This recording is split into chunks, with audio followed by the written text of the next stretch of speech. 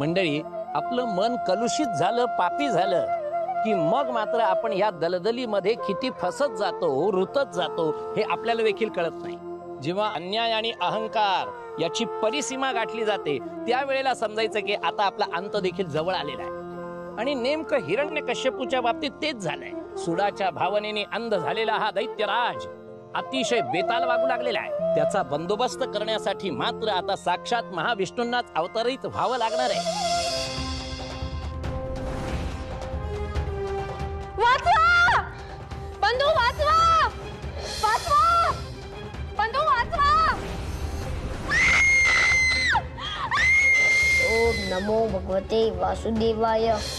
माते माते माते. आल्हाद! आल्हाद! शांत हो बाळ, शांत हो. आपण पुरात जाऊया बाळ. शांत हो. चल, अजून अनिष्ट काही घडायला नको. हे प्रल्हाद, काय करता आहात आपण? तू माझ्या पत्नीचा, अल्लादच्या मातेचा बळी घेतलाय, छळकपट केलायस तू. मी तुला जिवंत सोडणार नाही. आपण काय बोलत आहात? तो केवळ एक अजाण बालक आहे. अजान? आणि हा धूर्त आहे, हा धूर्त. दैत्य कुळाच्या नावाला कलंक आहे, हा कलंक. भगवान हिरण्यकशिपूंच्या पोटी हा असा पुत्र जन्माला आला याचं शल्य वाटतं आम्हाला. माझ्या पत्नीच्या मृत्यूला जबाबदार तूच आहेस. काय बोलता आहात आपण? होलिकेचा मृत्यू व्हावा म्हणून याने काहीही केलेले नाही. तो ते का करेल? ती त्याची आत्या होती. तुम्ही सगळे त्याच्याकडे पूर्वग्रह दूषित नजरेने बघत आहात म्हणून तुम्हाला तसे वाटते. जिच्यावर अग्नी प्रसन्न आहे ती आगीत भस्म होते. त्याला कसलंही वरदान नसताना हा आगीतनं सुखरूप बाहेर आलाच कसा? मायावी छळ कपट केले आहेस तू. माझ्या मनात असे कधीही नव्हते. तुमच्यासाठी भगवान हिरण्यकशिपू फक्त तुमच्यासाठी माझा पुत्र मृत्यूच्या दारी जाऊन आला. माझी पत्नी गेली आणि तुम्ही हे सारं केवळ बघत आहात. भगवंत बोला.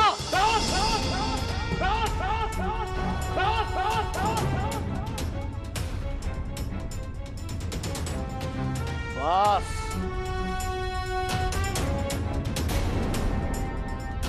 होलिका.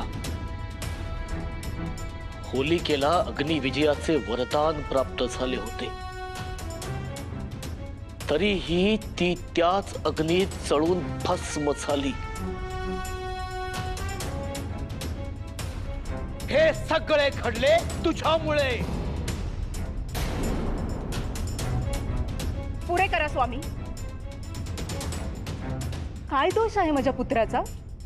केवळ आणि केवळ त्याने विष्णूचे नाव घेतले. हा महाराणी कयाथू, हे बोलताना तुम्ही त्या कपटी विष्णूचे स्वतः नाव घेत आहात. होय, घेत आहे. आणि त्यात मला काहीही अयोग्य वाटत नाही. आणि प्रल्हादच काय, आज मीही सांगते की माझ्यासाठी देखील भगवान म्हणजे श्री विष्णू हेच आहेत. कयाथू,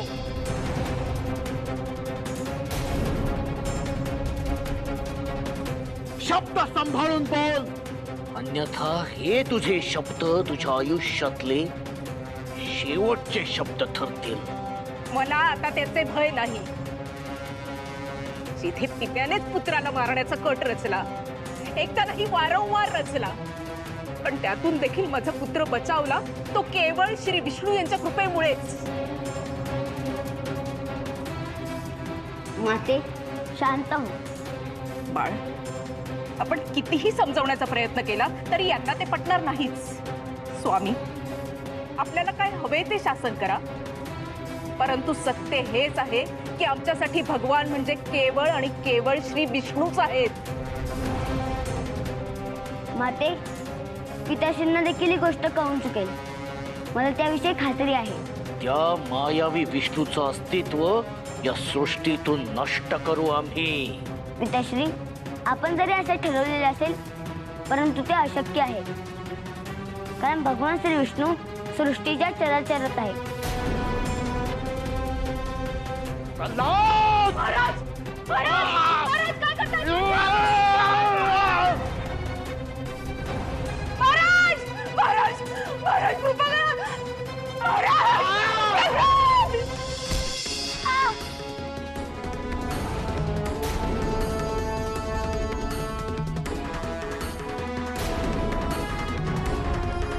प्रल्हाद माते माते चिंता नसेल. माझे भगवान मला काही होऊ देणार नाही.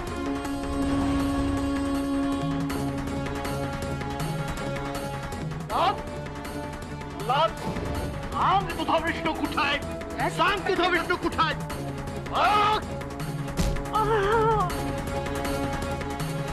तू म्हणतोस ना नेहमी माझा विष्णू सर्वत्र आहे.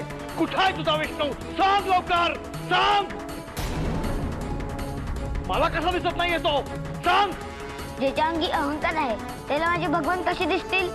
आम्ही अहंकारी आणि तू मोठा भक्त. सांग तुझा विष्णू कुठे आहे? सांग.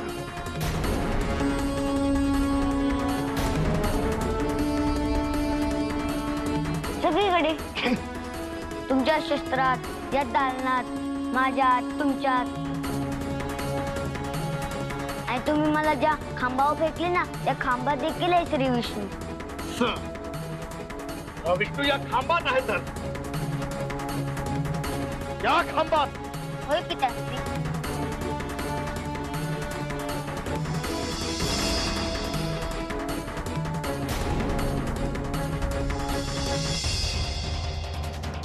सांग कुठे आहे तुझा विष्णू?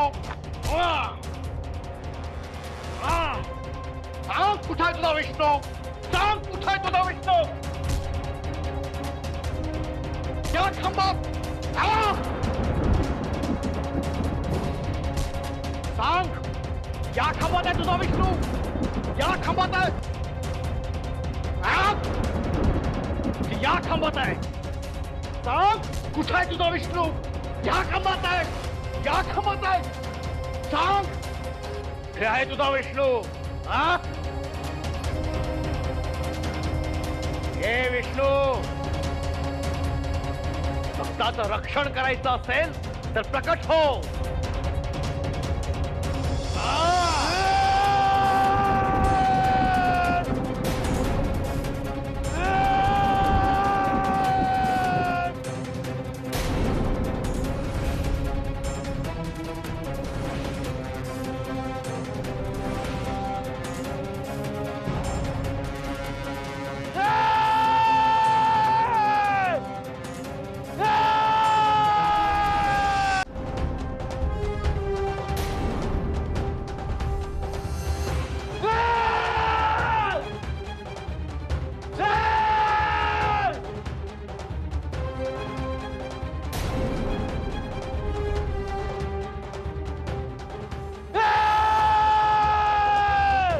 कोण आहेस तू?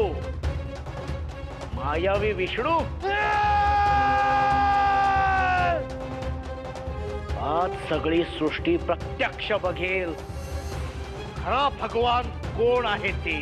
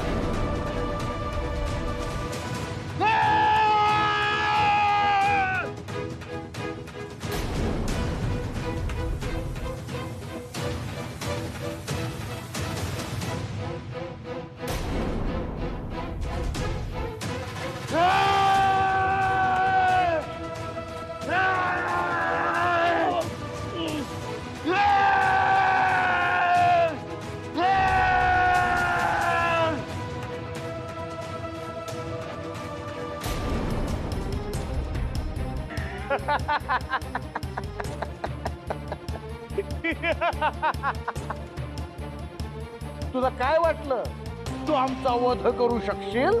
हा?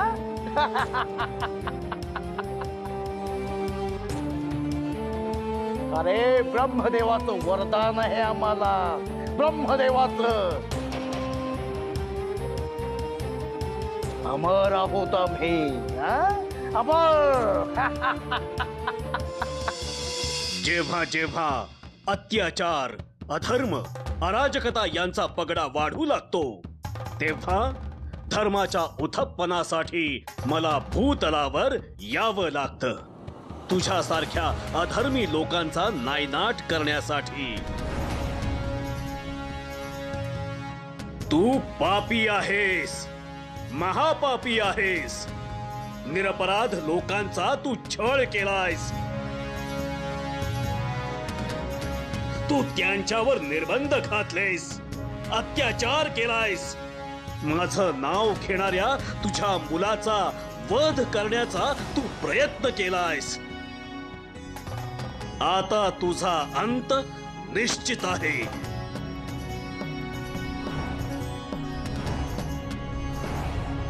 हे शक्य नाही तुला. आमचं वरदान. आठव तुझे वरदान, आठव. ना दिवस ना रात्र. बघ बाहेर.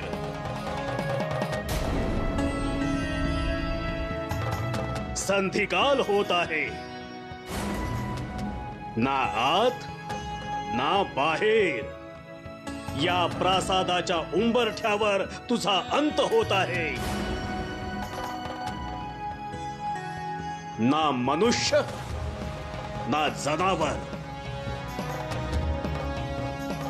बघ बघ, तुझे डोळे उघडे ठेवून बघ.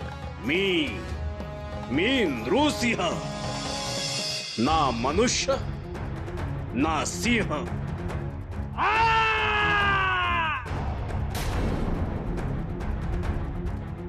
ना कोणत्या शस्त्राने ना कोणत्या अस्त्राने. बघ, या माझ्या तीक्ष्ण नखांकडे बघ. तुझा वध या माझ्या तीक्ष्ण नखांनी करणार आहे.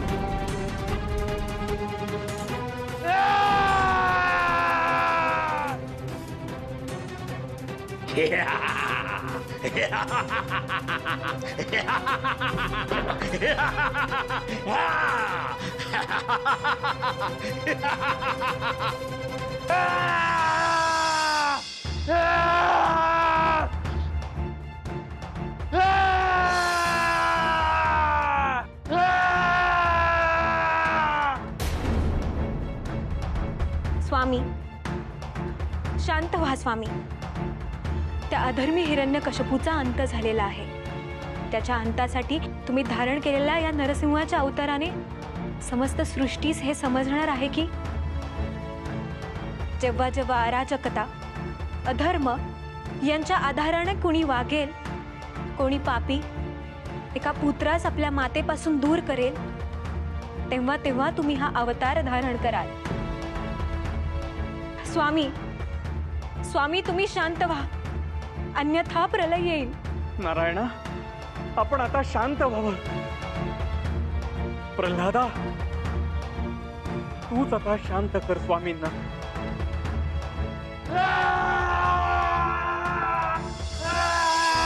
ओम नमो भगवते वासुदेवाय।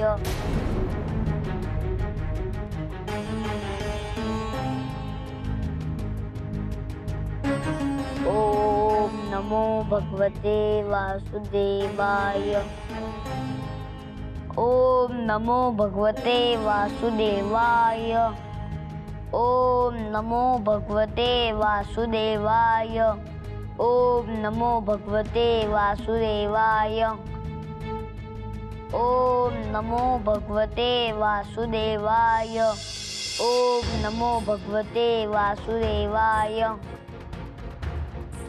ओम नमो भगवते वासुदेवाय। ओम नमो भगवते वासुदेवाय। ओम नमो भगवते वासुदेवाय।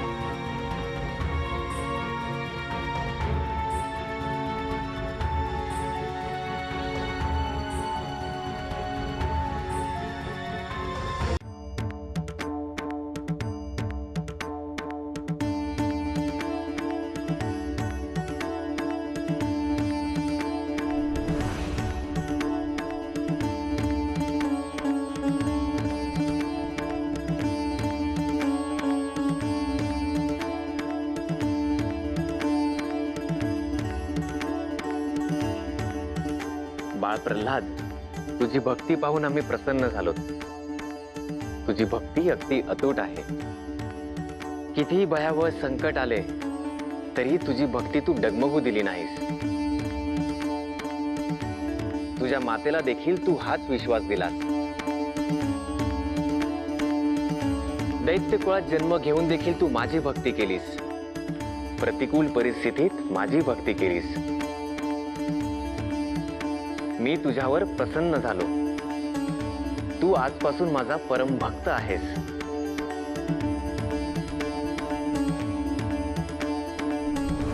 शुभम भवतु। कयाधू, एक माता म्हणून आम्हाला तुझा अभिमान आहे। माते, तू खरोखरच खूप धीराची आहे आणि भाग्यवान देखील। साक्षात लक्ष्मी मातेनं तुझं बाळंत पण केलंय।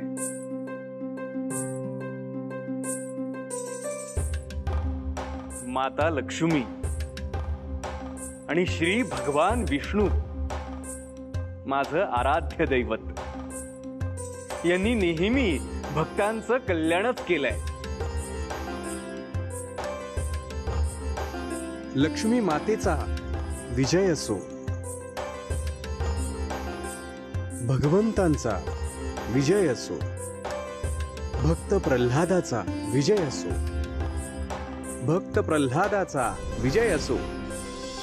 मंडळी, भगवंताच्या या चौथ्या अवताराचं वर्णन काय व कसं करावं? कडकडीला स्तंभ, गडगडीला गगन, अवनी होत आहे कंपायमान, तडतडले नक्षत्र पडताती जाण, उग्र रूपे प्रकट येतो नृसिंह वदन। भगवान श्री महाविष्णूंचा हा चौथा अवतार आहे। श्री नरसिंह अवतार हे असं एक रूपक आहे की ते जाणीव करून देतं की या सृष्टीमध्ये कितीही आसुरी शक्ती, तामसी वृत्ती फोफावली, कितीही पर्वता समान संकटे आली, तरीही त्यावर दुर्मिळ असे एकमेवा द्वितीय असं संहारक उत्तर समोर येतं। ना नर ना पशु, ना घरी ना दारी, ना दिवसा ना रात्री, ना जमिनीवर ना अवकाशात, ना शस्त्रांनी ना अस्त्रांनी, कुठेही मृत्यू होणं अशक्य असताना देखील भगवान नृसिंहाने या असुरराज हिरण्यकश्यपूचा वध केला। जिथे ह्याच हिरण्यकश्यपूने क्रौर्याची परिसीमा गाठली, त्याच ठिकाणी या लहानशा बालक भक्त प्रल्हादाने परमभक्त होण्याचा दाखला दिलाय। आणि विजय अर्थात कोणाचा झालाय मंडळी? तर भक्त श्रेष्ठ प्रल्हादाचा झालाय. पुराणातील अशीच एक रंजक कथा घेऊन पुढच्या भागात आम्ही आपल्या समोर सादर होऊ. पण तोपर्यंत उतू नको, मातू नको, घेतला वसा टाकू नको.